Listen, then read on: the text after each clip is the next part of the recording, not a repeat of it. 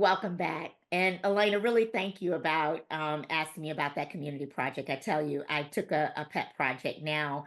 What people don't understand about doing this documentary is that you invest to do this, but Mm. it was an investment of love. And, as I said that night, it was worth every penny. If some young lady can look at herself in that screen and say, that's me, and I have a solution. I have something that I can aspire to help me to get out of where I am. It is all worth it. So like I said, it was just love. It was my hope that I'm spreading hope and joy and solutions. And I wanted multiple generations. I wanted multiple incidents because our journeys are not alike. And as I always say, we hear the glory, but we don't know the story. And the more we're sharing our story, the more people can grow and learn. So thanks so much for asking me. I really appreciate that. You're welcome. And you said something several things that so resonated with me. One of which is that really this wasn't your intention. When you were a little girl, it wasn't, I'm going to be an actress. I'm going to direct a film about the single Black mother.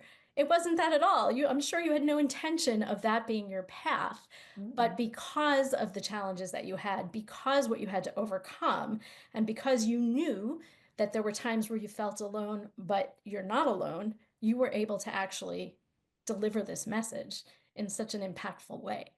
I mean, I feel like that all the time where people are feeling like this isn't the right fit, or I need to pivot, or I just lost my job, or whatever the situation is. And it's important for them to know, A, you will overcome this. I don't know when, I don't know how, we're not sure where you're going to land, but you will land. And Mhm. B, you're not alone. Other Mhm. people have done it, other people are doing it, and you have a community. So Mhm. your ability to bring that forth in bringing your experiences to light is just so commendable. So thank you again for that. Well, thank you so much. But you're bringing up a topic that I would love to continue with your thoughts. As you dealing a lot with leadership and helping others, and we're talking about pivoting, right? And I want to get back to the conversation that we were talking about at the beginning about what's going on today. And there's a lot of angst, there's a lot of uncertainty, there's a lot of emotional um, of turmoil internally. I don't know what's going to happen to me. That favorite radio station, WIIFN, and what's in it for me, and don't know. I can't predict. I call myself setting myself up for success and finding out that my portfolio is going down to zero. I had just retired, was getting ready to enjoy my retirement. Stocks went to zero. I now got to go find a job. I now find myself going back to work. And how do I pivot back to doing that? I'd like to talk a little bit about the emotional stability of pivoting. And I'd love to get your thoughts on helping individuals emotionally get ready to pivot. And what are some of the steps that you recommend to get ready for that pivoting as things are out of your control? Yeah. So I don't have all the answers for sure. But I would say one thing that I've always leaned back into or leaned forward into Mm-hmm. is identifying your strengths, identifying what you love, and Mm-hmm. making sure that you're doing that. It may not lead to exactly what you expected it to, but at least you're enjoying something. You're bringing some light and life into this very difficult time. And it's so important because we can drown in our worry, we can drown in our fears and our sorrow and our concern. And goodness, there's no shortage of news that's hitting us over the head to do that. But if you don't take a moment to step away and find goodness and find positivity and find joy, you're not gonna you're not gonna make it through. You need that life preserver. You need a little bit of a life ring to Mm-hmm. bring you back and have those moments. And that is true, I think, both within the job search, within work, and within life. And we are holistic people. You can't go to, you can compartmentalize, but you're still one person who Exactly. has all these facets of who Mm-hmm. you are. So it's really critical to look at your strengths, look at what you enjoy, and find a way to incorporate that into your world. I couldn't agree with you more. And I think, I call it the portfolio of life. And I have started using this method years ago, but right now, and I think it really became strong during COVID when we all were trapped in, didn't know what to do, etc. But I had to, you talk about compartmentalizing, but I had to do my time portfolio to my life portfolio. What am I doing for the wellness of me just for today? How am I going to get through mentally, emotionally today? This is a circumstance today. These are the things I can change. These are the things I can't change.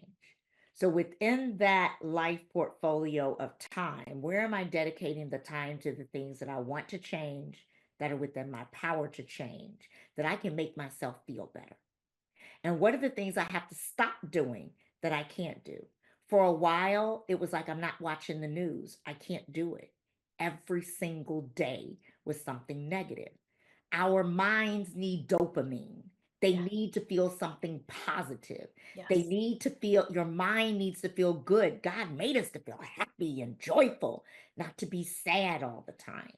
So I had to really look at how I was spending not only that time, but it's time and spending one thing, but mentally, life wise, what am I spending?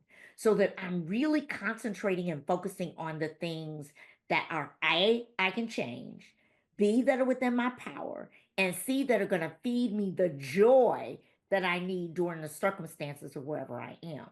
Because every day is different. No 2 days are the same. And being able to adapt that allows me the day, to get up in the morning and say, you know what, I need a massage today. I can't do this. I need a massage. I need to take a mental break and I need a 30-minute massage. And being within my control, making that happen and going to do it, not putting it off, right?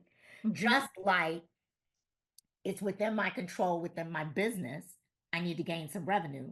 I need to make 10 phone calls today. That's within my control. Having conversations is within my control. Being able to talk about the value that I bring is within my control. I'm going to do that to make me feel better, right? Hmm. It's just because we're in times of so much that's not within our control and uncertainty that it becomes really, really difficult, Yeah, you and know. you said something else which I wholeheartedly like hold on to, which is sometimes you have to take it day by day or hour by hour or moment by moment because if you're looking same thing, there are things you can control and things that you can't. And what you can control, yeah, may want to make it so that you are generating some light in your life, in your circumstance, whatever that light is for the moment.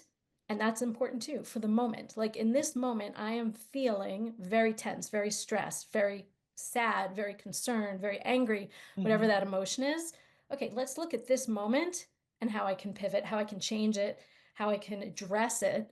Because maybe in an hour I'll feel better. But if I don't do something now, it's going to fester, it's going to grow. There Mhm. have been days recently where I've awakened and I've done the worst thing you can do. I've looked at the news first thing in the morning and I've been like, I'm okay with this. I'm okay with it. And then I feel the tension in my body and I realize, like, I think I'm okay, but I'm not. I need to take care of this now. So I go for a walk or I do Mhm. something outside. I'm not on my phone. I'm not on the news. I do something to completely be human again, You back know to what, what we Elena? And need. let's talk about what's real. Because what you just said, let's get really real. There was one day I got up and I was looking at, I didn't intend to look at the news. It just happened to be on.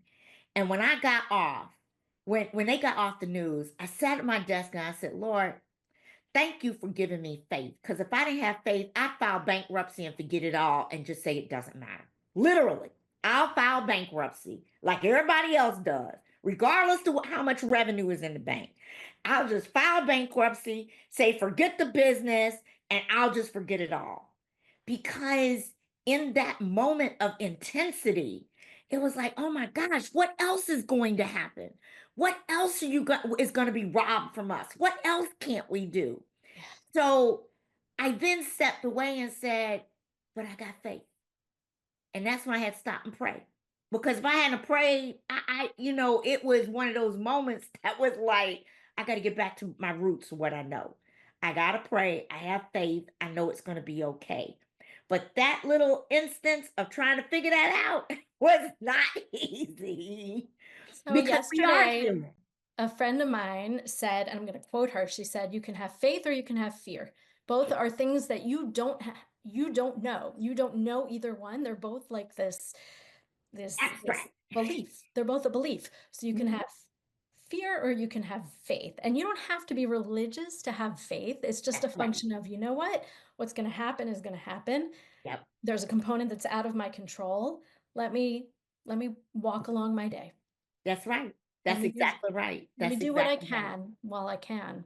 Mhm. That's true. That's true. And the last minute or so before we go, I think one of the things that's important to address as we start to talk about pivoting and moving forward, and it's great to have all these ideologies and things you want to do. But I think it's important for us to leave our listeners with a few things when it comes to I don't have the money. I can't find the money. So how do I pivot? What do I do? And I believe that there are some non-cost strategies that can help us with our mindset, our leadership, and help us to move forward. I'd love to get a couple of your thoughts on what some of those non-cost strategies are that you can truly use to say, I need to pivot, but what are the exercises I can go through to help myself pivot? One right off the bat is identifying what you want to do in your non-work hours. What do you want to do in your non-work hours? And connecting with other people is a great resource. You don't have to do something expensive to connect with other people. You can go for a walk, you can have a phone call, you can have a Zoom conversation, and just having that connection can re-engage who you are. Bring that forth. It's not a revenue generator by any stretch, but it's certainly a way to kind of come back home to who you are. Having that connection, that human connection, is absolutely something I highly recommend. And I don't know if you're like me, I'm an ambivert. Sometimes it's really challenging for me to step outside my comfort zone and make it happen. But whenever I do, I'm so happy that I have done so because connecting with other people is critical. It's human. You can write notes to Yes, yourself. You can write notes to other people. You can have them write notes to you. The yes. old-fashioned letters, whatever it is, there are ways to read, to read and Right, read healthy things right. and keep yourself engaged in the positive. So, as we end on that note, one of the things I'm so glad you said that because to me, it's about community. And when you connect, you get other ideas. Costs you nothing to share ideas or thought. And so that can revitalize you as you keep going. I am so happy we had this conversation today. Elena, thank you so much for coming back on the show and giving my listeners another view of pivoting when we talk about our environment and leadership. We're going to take a station break, and when we come back, we're going to continue this conversation on pivoting in leadership and get into leadership of knowing your wellness. We'll be right back.